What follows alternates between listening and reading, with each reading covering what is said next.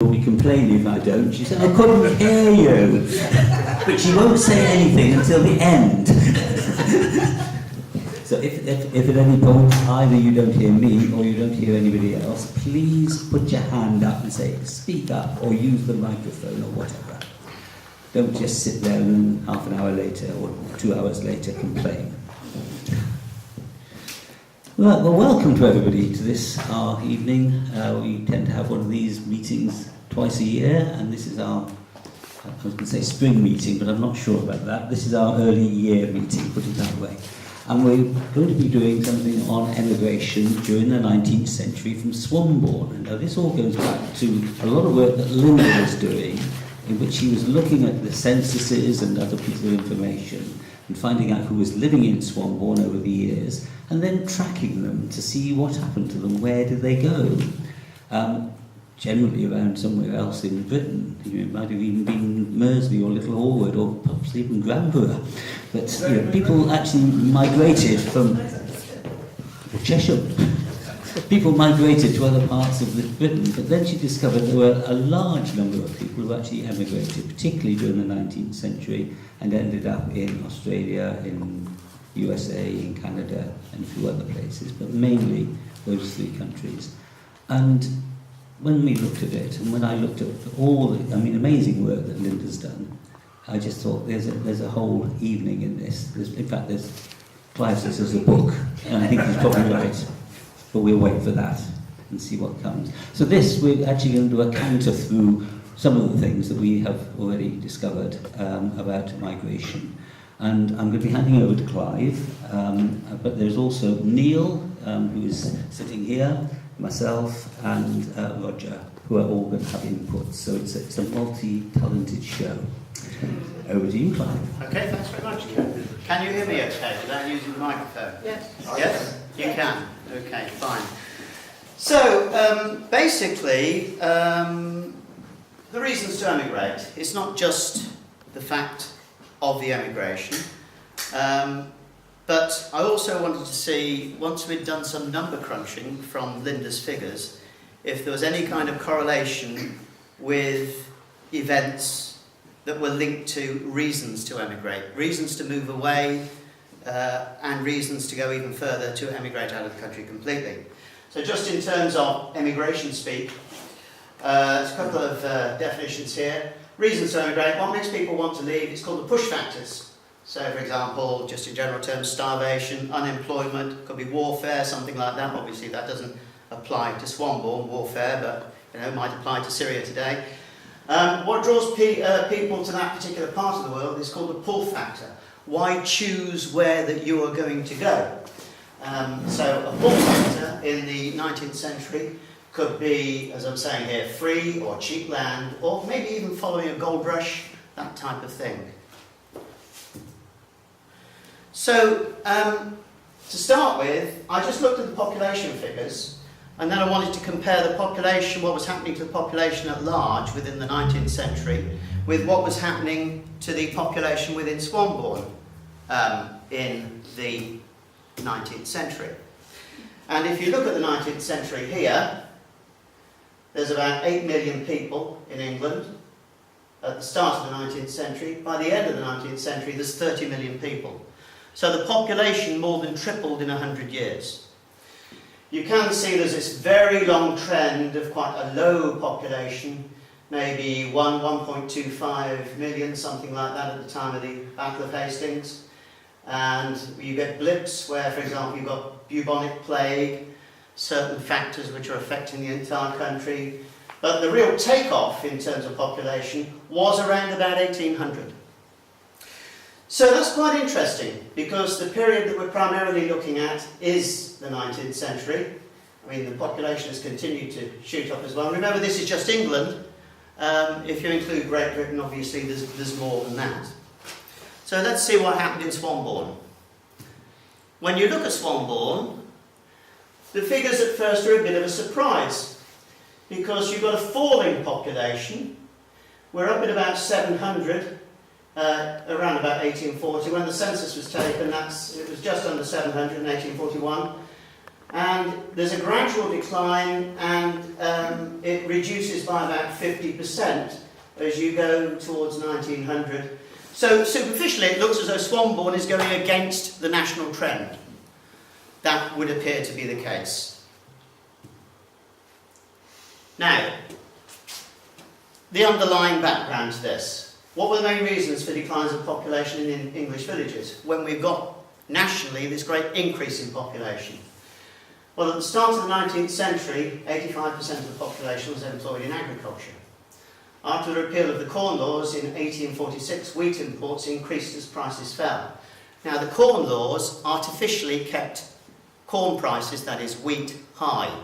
So once they were repealed, then cheap imports could flood in, which then meant that you couldn't afford to pay as many farm labourers, basically, on English farms. So that has to be a factor. The number of agricultural labourers fell as farm efficiency improved, e.g. by increased mechanisation. You had to get greater productivity up per worker, right? Because you're now getting a lower price for your wheat. So agricultural villages often had a falling population as labourers moved to new jobs in cities or towns or emigrated. So that's the underlying background to this movement of people. Now, some families emigrated after the Swanbourne agricultural workers' strike of 1873, and that's what Ken will tell us a bit more about in due course tonight. So, why choose emigration over and above just simply moving? Well, there's several factors. First of all, land grants or very cheap land allows a family to start their own farm. Now, there were, within the colonies, you could literally get free land. Are you defining immigration as moving out of the country? Moving out of the country, yeah. So, assisted passages might be available. They've been available to Australia for quite a long time. You may be attracted by gold discoveries, because the 19th century was where we had gold rushes in USA, Canada and Australia, and sometimes with more than one phase of gold rush. And there's a wider range of employment available as colonial countries developed. So yes, emigration is leaving the country. Migration is within the country. So, there's a gold nugget, and people would take great risks to go to the gold fields and see if they could make some money by finding a significant amount of gold. Now, I'm briefly going to go into, first of all, emigration from Swanbourne to North America. It's something whereby the numbers emigrating are smaller than those emigrating to Australia, but it's still significant. And one of the first things I see, number crunching, is that unlike Australia, the migrations to both USA and Canada are later in the 19th century or early in the 20th century. So they're a bit later. Bearing in mind USA is kind of formed as a country earlier on, to me that was a bit of a surprise at first, to find in fact that the greatest movement was earlier in relation to Australia rather than North America, because North America was settled before Australia. So that's quite an interesting point to come out.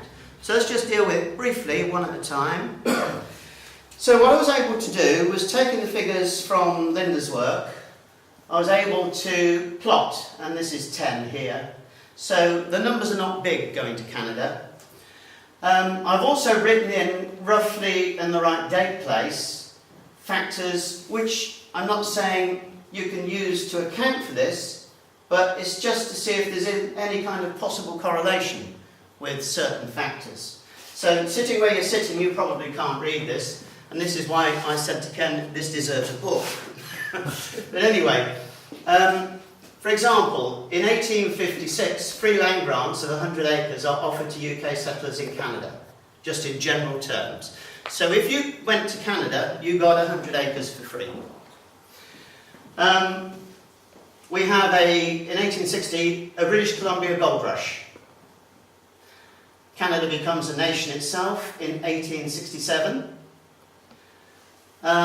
We've got the Canadian Pacific Railway that's completed in 1885, which opens up the west. And then in 1888, we get an even bigger bargain, because you could get for free 160 acres for for land which are in the prairie states, provided within 5 years you could build your own farmhouse and establish the growing of crops. This is to settle it and begin proper agriculture in the Canadian West. So, in other words, you got a farm equivalent basically for free, provided you would go out there and be a pioneer and actually build your own house and start growing crops within 5 years. So you could see why they were being attracted to do that. And this is quite late in the 19th century when this offer came out. You're pushing 1890, and it still carried on into the 20th century. 1897, there's the Yukon Gold Rush. I can't really see any correlation there. But in 1910, Canadian citizenship was created, and we've got quite a few peaks there. So, then the question is, where were these people going to? Well, looking at what I've written here, and again you might have difficulty reading this, but what I was trying to plot was where people were dying. It's not just which port they go to, but where they establish a house and where eventually they die. So what I'm plotting here these are sites of locations where people died, people who'd emigrated to Canada. And the greatest concentration is immediately north of the Great Lakes in the Toronto area. You do have people going to Manitoba and Alberta, going to the prairie states, presumably to take advantage of these large tracts of land which you could get for free. But the largest number seems to be concentrated here because 39 died in Ontario, and that includes Toronto immediately north of the Great Lakes. So if we try to identify that site, there's the principal site of where the majority of people were actually headed to. That's actually where the majority of Canadians live. It is, yeah. Yes, it is. Linda's cousin lives there, actually, matter of fact. So, this is advertising free farms. Free farms for a million, Dominion of Canada. Free farms of 160 acres. Manitoba, Canadian Northwest, British Columbia. Quite a bargain. And there's more adverts, so we're in local press and in posters. It was you know, if you were bold, it was quite a good time to take a risk. And there were articles in newspapers about free land grants, and you can see here. And this is earlier than this predates